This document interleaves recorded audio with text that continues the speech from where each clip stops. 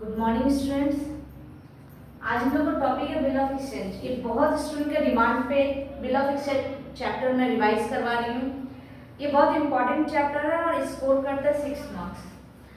ये unit 4 semester 11 का unit 4 cover करता है जो 6 नंबर का है। आज के वीडियो में पूरा बिल ऑफ एक्सचेंज इतना बड़ा चैप्टर मैं जल्दी से जल्दी और कम टाइम में कवर करने के लिए कोशिश करूँगी और इस वीडियो को देख के आप लोग पूरा bill of exchange journal entry सब रिवाइज कर पाओगे, इसलिए इस वीडियो को एंड तक जरूर देखिएगा।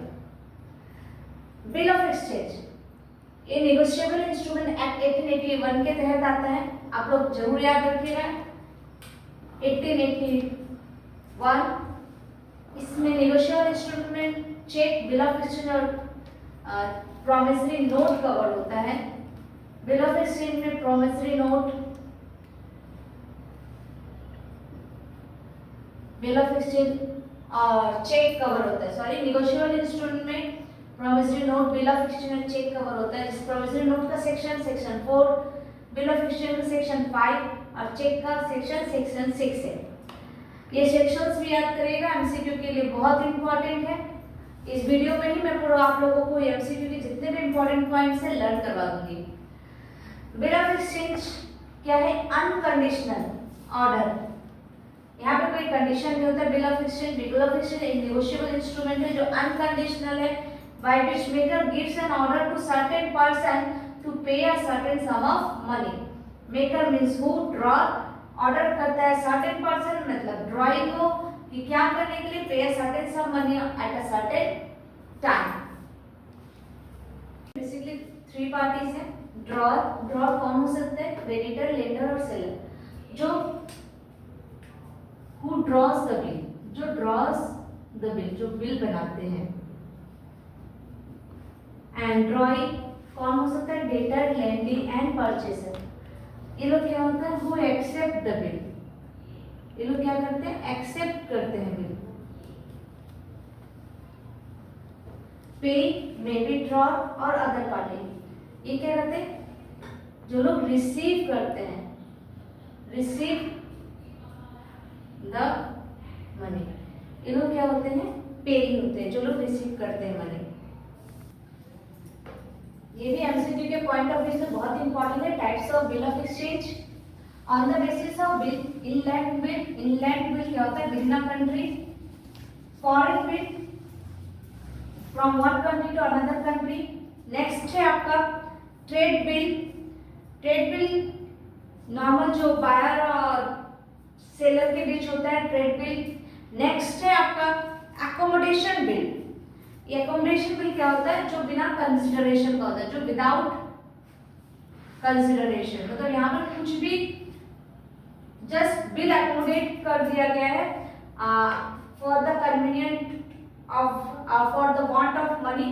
जैसे कि मिस्टर एक्स को पैसे की जरूरत है, मिस्टर वाई से उसने कहा कि मुझे पैसे की जरूरत है, मिस्टर वाई के पास भी पैसा नहीं है, तो वो क्या किया? एक बिल ड्रॉन कर दिया और मिस्टर एक्स जाके बिना किसी पैसे के मिस्टर वाई ने बिल ड्रॉन कर दिया। मिस्टर एक्स उस बिल को लेके जाके डिस्काउंट करा के अपने काम को, अपने मनी के रिक्वायरमेंट को कंप्लीट कर सकते without consideration.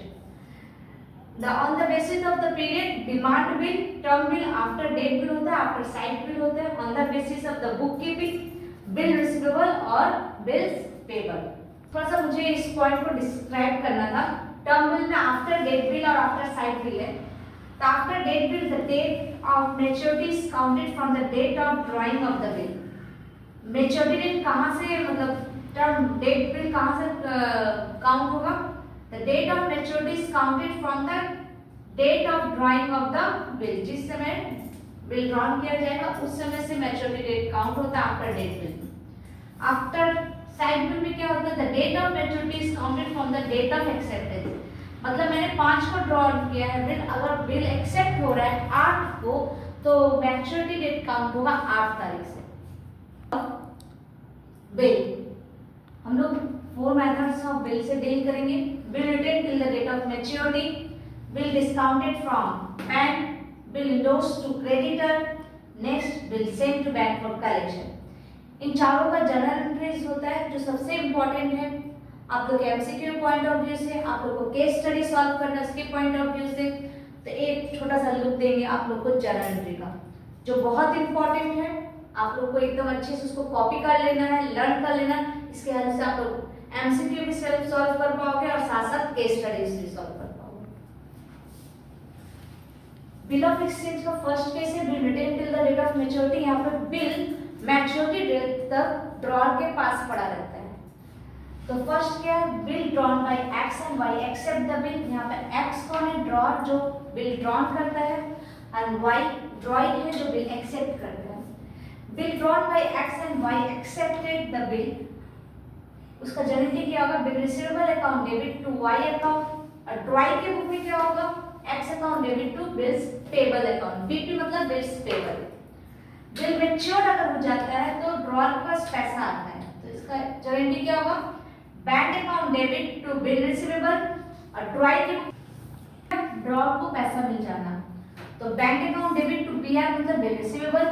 BP account debit to bank मतलब bills payable account debit to bank. यहाँ ड्रॉइंग पैसा देता है इसलिए बैंक क्रेडिट में आता है। अगर पैसा नहीं मिलता तो क्या होता है, बिल डिसऑनर हो जाता है। एक बिल इज डिसऑनर, डिसऑनर मतलब बिल बाउंस हो जाना, बिल से पैसा नहीं मिलना, किसको, ड्रॉअर को। उस केस में नोटिंग चार्ज, कुछ लीगल चार्जेस पे करना पड़ता है कभी कभी। तो उसका जनरली क्या होगा, वाई मतलब drawee account debit bills value plus noting charge, अगर नोटिंग चार्ज पेबल है तो, to bill receivable account to cash account. B मतलब बिल वैल्यू एंड मतलब नोटिंग चार्ज। ये किस केस में होगा, अगर बिल में retain till the date of maturity में क्या होता है, बिल डिसऑनर हो जाता है। डिसऑनर मतलब पैसा नहीं मिलना। नेक्स्ट ड्रॉई के बुक में क्या हो जाएगा, bills payable account debit noting charge to x.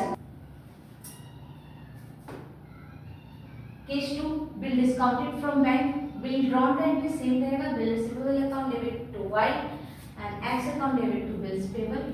जब बिल डिस्काउंट फ्रॉम बैंक होगा तो bank account debit discount from bank account debit to bill receivable. Discount from bank का मतलब होता है बिल मैच्योरिटी डेट आने के पहले ही ड्रॉअर अपना बिल लेके बैंक के पास जाता है, तो बैंक अपना कुछ चार्जेस काटता है, तो वो चार्जेस क्या हो जाता है, डेबिट हो जाता है। बैंक से जो पैसा मिलता है ड्रॉअर के रूप में वो भी डेबिट हो जाता है, because debit what comes in to bill receivable. इस केस में जब बिल बैंक से डिस्काउंट होता है तो यहाँ पर ड्रॉई इन्वॉल्व नहीं होते, इसलिए ड्रॉई के बुक में नो एंट्री। अब बिल मैच्योरिटी का डेट आया तो ड्रॉअर का इन्वॉल्वमेंट नहीं रहता है, क्योंकि बैंक और ड्रॉई मतलब बिल किसके पास है, बैंक के पास, और ड्रॉई पैसा देगा, इसलिए BP account debit to bank. अब बिल मैच्योरिटी के केस में ड्रॉअर के बुक में कोई एंट्री नहीं होगा।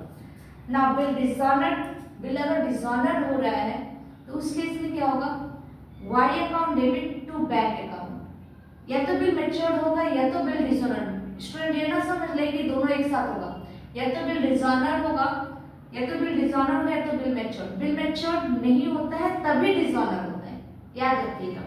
Y account debit to bank account, bill का वैल्यू नोटिंग चार्ज।